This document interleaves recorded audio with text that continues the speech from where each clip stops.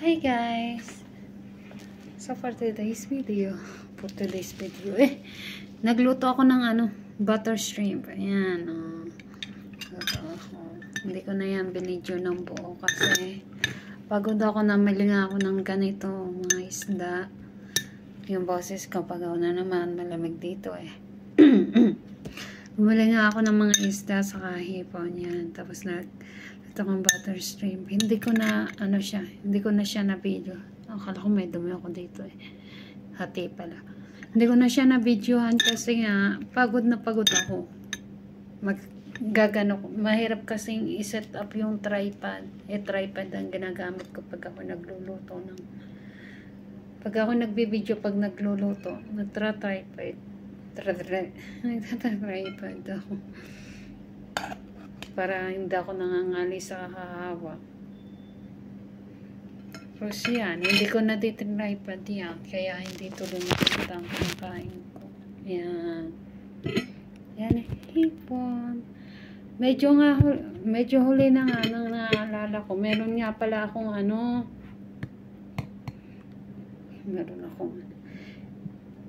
meron akong sweet corn sa rep. Kalimutan ko.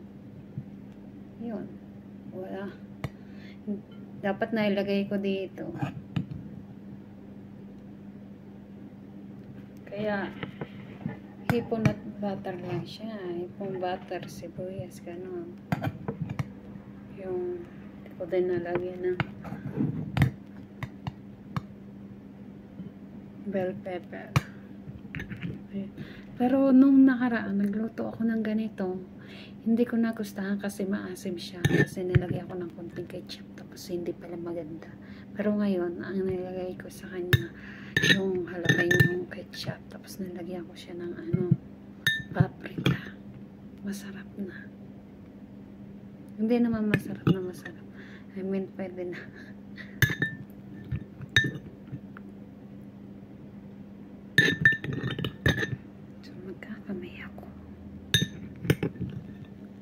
Iniga ko talaga tong sauce. Wala na natin ang sauce.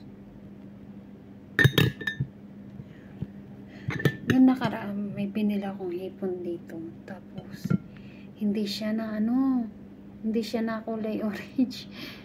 Kulay puti talaga siya. Hindi siya nag-orange.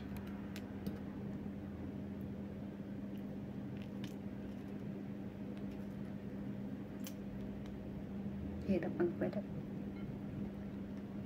Parang bayag-yag yung kanin ko ngayon.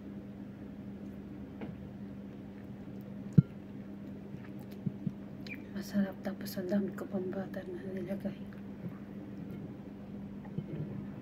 Dami na naman ako makakain nito. Okay lang, may dialysis naman ako bukas eh. Dialysis ako bukas. Alauna naman. Pag Monday lang, maaga. Pero, yung ibang araw, alauna.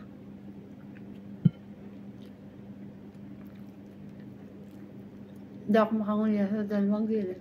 Wala na akong bagang. Gitna na lang.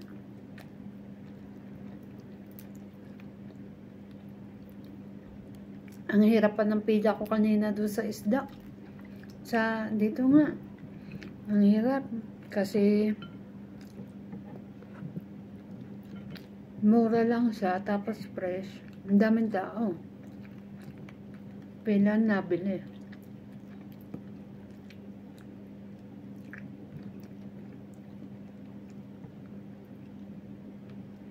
Kain muna ako guys. Bye bye. Thank you.